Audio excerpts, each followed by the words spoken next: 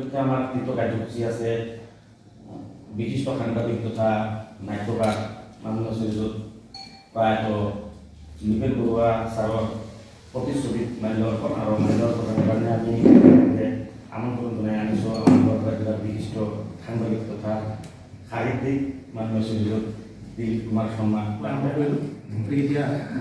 আমি এইখিনিতে তেখেতৰ আত্মাশ্ৰয় খাদ্যেৰ কাৰণে 1 মিনিট সময় আমি ক্ষমতা অৱলম্বন কৰিম।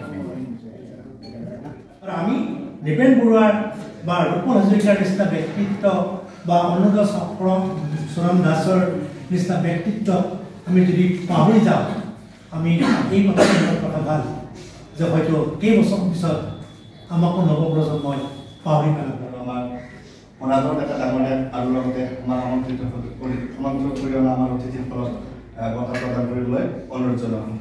আৰু লগতে আজিৰ যি বঁটা নিপেন বৰুৱা সৱৰ্ণী সাংবাদিকতাৰ এটা বঁটা প্ৰদান কৰা হ'ব। প্ৰথমতে 2023 বৰ্ষৰ নিপেন বৰুৱা সৱৰ্ণী সাংবাদিকতা বঁটা আমি প্ৰদান কৰিবলৈ আহিছোঁ। আৰু বঁটা আমাৰ গোৱালপাৰা জিলা সাংবাদিক সন্থাৰ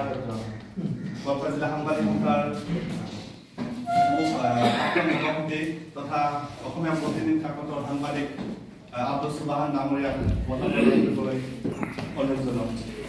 আমি এতিয়া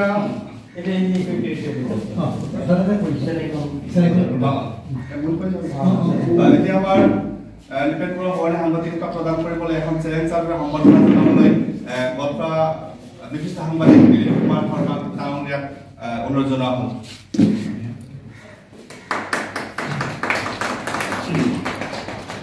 আৰু বঁটা প্ৰদান কৰিবলৈ আমাৰ ৰাষ্ট্ৰীয় সদস্য কিশোৰজ্যোতি শৰ্মা ডাঙৰীয়াক আমি ইয়াৰ মানপত্ৰ পঢ়াই শুনাবলৈ আপোনালোকক বনাবলৈ লৈছোঁ। অসম বাৰ্তাজীৱী সংঘ, Assam union of working journalist, Goalpara জিলা সমিতি।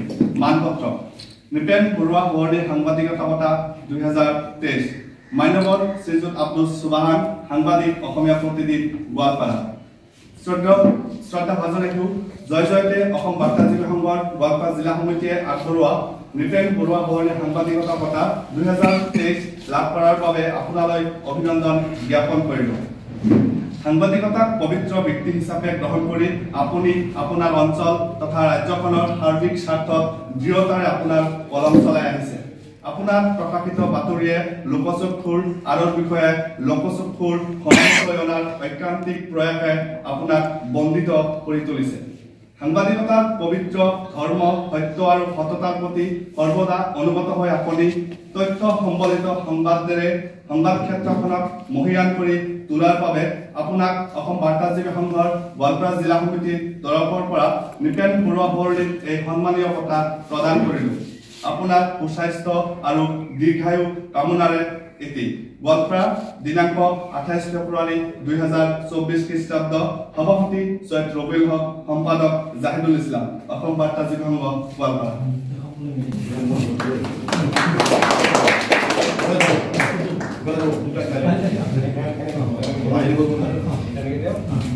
লগতে আমাৰ কেছমানি এটা দিয়া হৈছে, কেছমানটো দিবলৈ ডক্টৰ এছ.আই. চৌধুৰীক অনুৰোধ জনাম।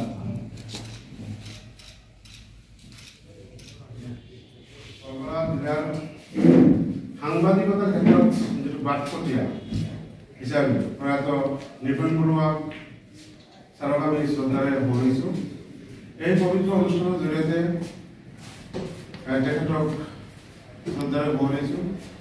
মই এগৰাকী সাধাৰণ সাংবাদিক বাৰ্তাজীৱী সংঘই মোক নিপেন বৰুৱা সৱৰ্ণী বঁটাৰ বাবে নিৰ্বাচিত কৰাত বাৰ্তাজীৱী সংঘৰ ৰাজ্যিক কমিটি তথা গোৱালপাৰা জিলা কমিটিক মই আন্তৰিক শুভেচ্ছা জ্ঞাপন কৰিছোঁ। আজি এই বঁটা লাভ কৰি মই নিজকে ধন্য মানিছোঁ আৰু গৌৰৱ অনুভৱ কৰিছোঁ। আৰু লগতে ভাবিছোঁ এতিয়াৰ পৰা হয়তো সাংবাদিকতাৰ ক্ষেত্ৰত মোৰ দায়িত্ব আৰু যথেষ্ট বাঢ়িছে আৰু বাঢ়িব। আৰু সেই ক্ষেত্ৰত আপোনালোকৰ সকলোৰে পৰা দিহা পৰামৰ্শ কামনা কৰিছোঁ, যাতে আগন্তুক সময়ছোৱাত এই বঁটাটো এটা মাইলৰ প্ৰতিস্বৰূপ। মই বিশেষ নকওঁ, এটা কথাই কওঁ, সাংবাদিকতা এটা দায়বদ্ধ বস্তু। আৰু যেতিয়া সাংবাদিকক এটা স্বীকৃতি দিয়া হয়, তেতিয়া তেওঁৰ এই দায়বদ্ধতাটো বহুত বাঢ়ি যায়। তেওঁ কৰো বুলি কিছু কাম কৰিব নোৱাৰে, তেওঁৰ দায়িত্ব বাঢ়ি যায়, সমাজৰ প্ৰতি তেওঁ যিটো চেতনা সেইটো বাঢ়ি যায়। গতিকে মই এইখিনিতে ক'ব খুজিছোঁ, আমাৰ যিখিনি থিয় সাংবাদিক আছে, আমি যজ্ঞসূত্ৰ বসুন্ধৰা বুলি কথা আছে, আমি ন্যায়নিষ্ঠভাৱে নিজৰ দায়িত্ব কৰ্তব্য সকলোৱে আমি কৰি যাম। বঁটা পালে সাংবাদিক তেনেকুৱা কথা নহয়, কিন্তু এটা বঁটা প্ৰয়োজন হয়, স্বীকৃতিৰ প্ৰয়োজন হয়। সেইটো সকলোৱে ভাগ্যত আহক, মই সেইটো বাঞ্ছা কৰোঁ, কামনা কৰোঁ।